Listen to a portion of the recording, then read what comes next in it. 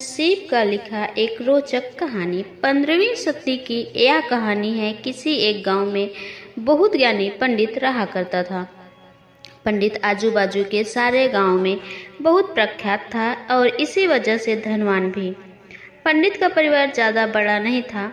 पंडित अपनी पत्नी के साथ अपने बहुत बड़े घर में अकेला रहता था, क्योंकि पंडित का कोई बेटा नहीं था और एक बेटी थी जिसका विवाह पास के गांव वाले एक श्रीमंत लड़के से हो चुका था। पंडित ने शादी से पहले अपने होने वाले दामाद की अच्छे से जांच पड़ताल की थी और अपनी बेटी का भविष्य भी ठीक से पढ़ा था। तब जाकर उसने बेटी की शादी की थी। लेकिन चंद सालों में ही पंडित का दामाद बुरी आदतों के चंगुल में फंस गया। जुआ और शराब की बुरी लत से उन्हें सड़क पर लाकर रख दिया था। अपने बेटी की ऐसी दुर्दशा देखकर पंडित की पत्नी काफी दुखी होती थी और अक्सर पंडित को कहा करती थी, तुम जाकर उनकी मदद कर आओ। पंडित हमेशा अपनी बीवी को यह कहकर उनकी मदद करने के लिए मना कर देता था कि अभी कुछ समय तक उनका बुरा वक्त चलना है। हम चाहे कितनी ही कोशिश कर लें, जो उनके नसीब में नहीं है वह उन्हें नहीं मिल पाएगा। पंडित की ऐसी बातों में उसकी पत्नी काफी दुखी हो जाया करती थी और मन ही मन सोचती थी कि कैसा स्वार्थी पिता है, अपनी बेटी को इतने कष्टों में देखकर भी उसकी मदद करने के लिए मना करता है। आखिर भगवान ने जो इतना सारा धन धान्य दिया है उसका क्या करेंगे? हमें कोई और औलाद भी तो नहीं है, ले देकर एक यही बेटी है और उसके लिए भी कुछ नहीं करेंगे तो किसके लिए करेंगे? पंडित ऐसा नहीं सोचता था।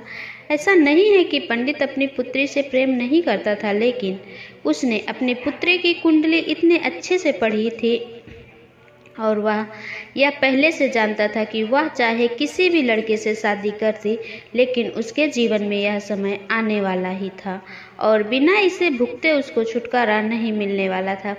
एक दिन खाने पीने के लिए भी मोहताज हो चुके पंडित के बेटी और दामाद उसके घर पर आए। पंडित ने और उसकी बीवी ने दोनों का खूब आदर सत्कार किया और खूब अच्छा खाना खिलाया। बेटी और दामाद की पंडित से सहायता मांगने की हिम्मत नहीं हुई, इसलिए वह बिना बोले ही वापस अपने घर को लौटने लगे।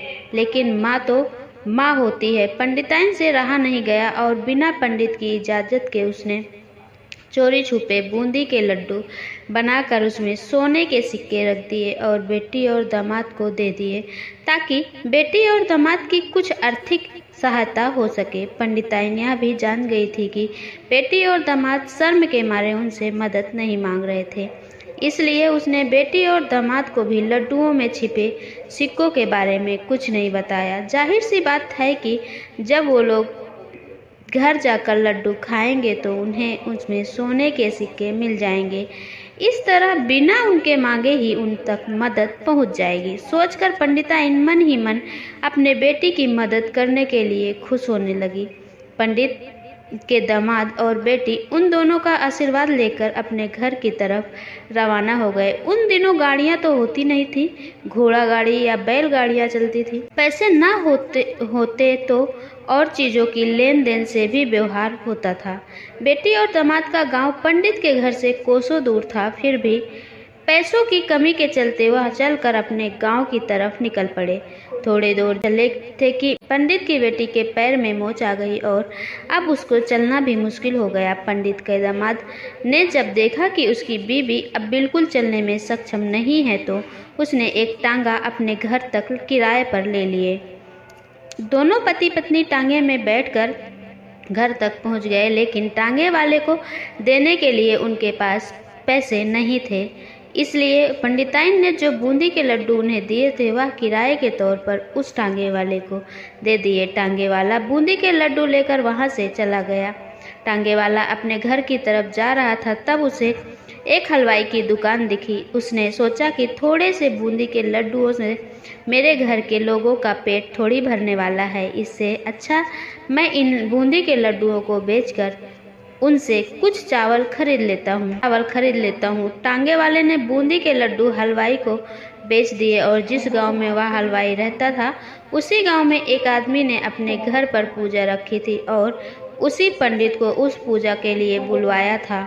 पूजा में लगने वाले प्रसाद के लिए उस आदमी ने उसी हलवाई से बूंदी के लड्डू लिए जहां पर उस टांगे वाले ने बेचे थे। हलवाई ने ही उस आदमी को टांगे वाले से खरीदे हुए लड्डू ही पहले दिए ताकि वह खराब न हो जाए, क्योंकि वह नहीं जानता था यह लड्डू कब बने हैं। पूजा खत्म होने पर दक्षिणा और बूंदी के लड्डू लेकर जब पंडित अपने घर आया और खाना खाने बैठा तो प्रसाद में लाए बूंदी के लड्डू खाते वक्त लड्डू से सोने का सिक्का निकला। इस घटना को देखकर पंडिताइन की आंखों से आंसू बहने लगे।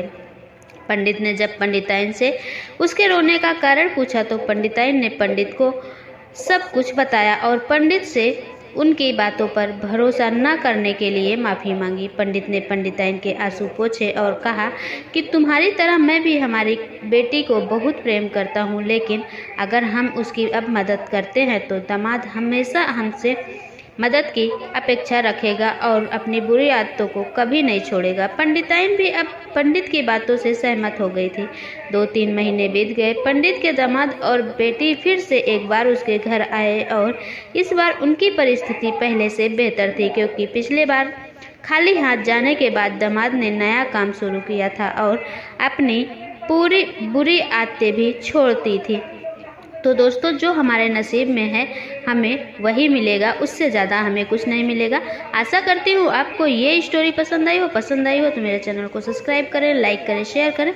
मिलती हूँ मैं अगले वीडियो में, तब तक के लिए नमस्कार, धन्यवाद।